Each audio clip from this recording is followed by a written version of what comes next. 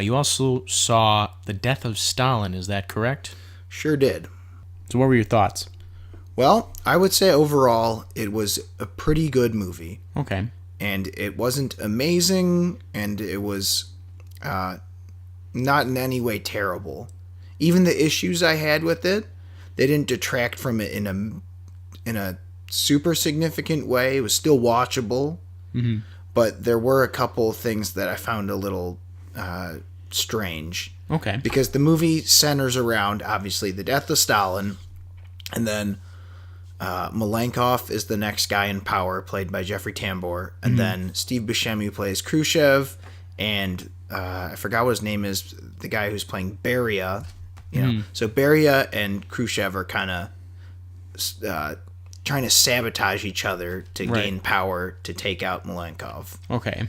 And I thought that was all really well done.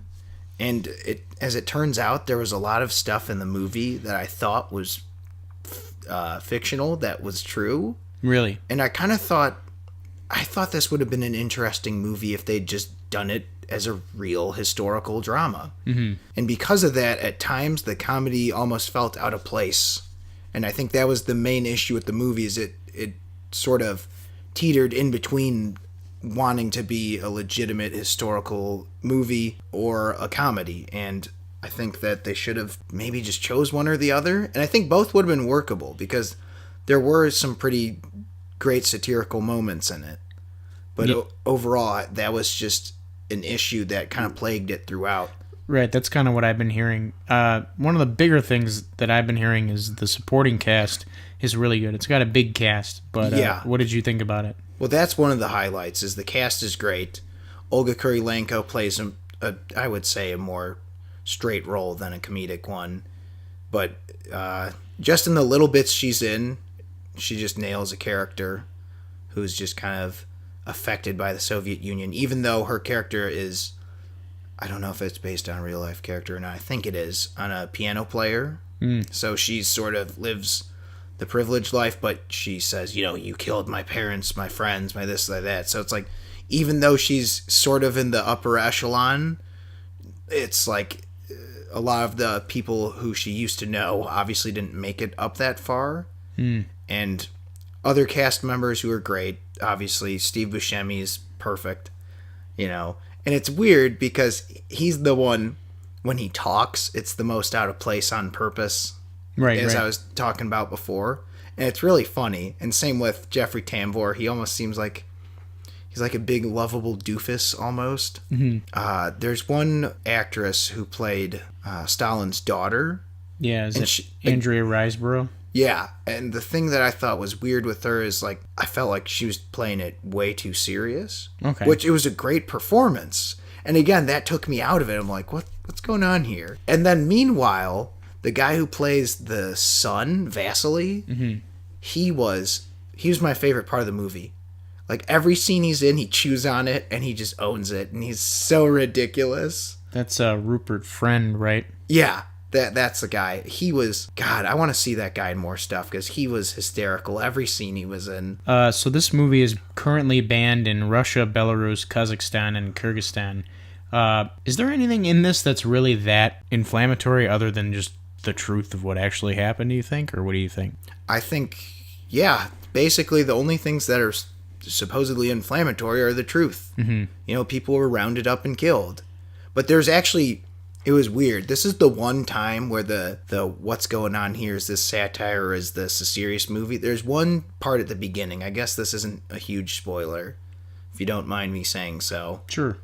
It's like you see intercut, and you can't tell if they're at the same time or not necessarily, but it's like there's a concert, and Olga Kurylenko, the piano player, is at the concert.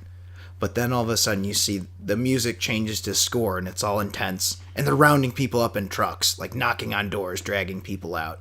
And all the people getting dragged out look super scared.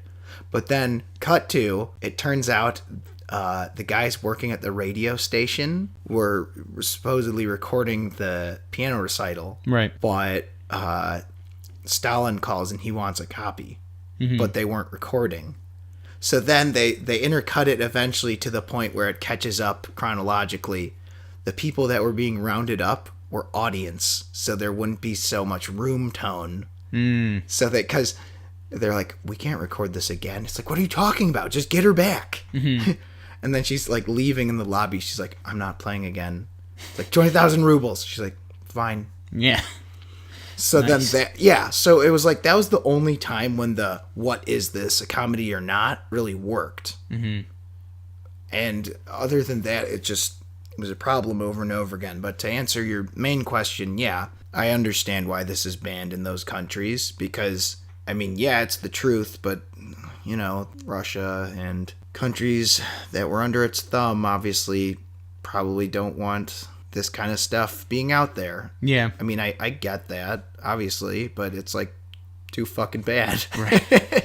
Yeah. And I guess it's like this, it doesn't surprise me at all because they're notorious for censorship. Right. The thing is, it belittles Stalin, and since Stalin was a shitbag of a person, you know, I'm totally for it. Yeah. And I guess that's that. Did you know that this was based on a graphic novel? I did not, but that makes kind of a lot of sense. Really? Well, it just seems like something that'd be in a graphic novel. It's a French graphic novel at that, too. So, what would you end up giving this out of 5? Yes, out of 5. Yes, I almost said 10.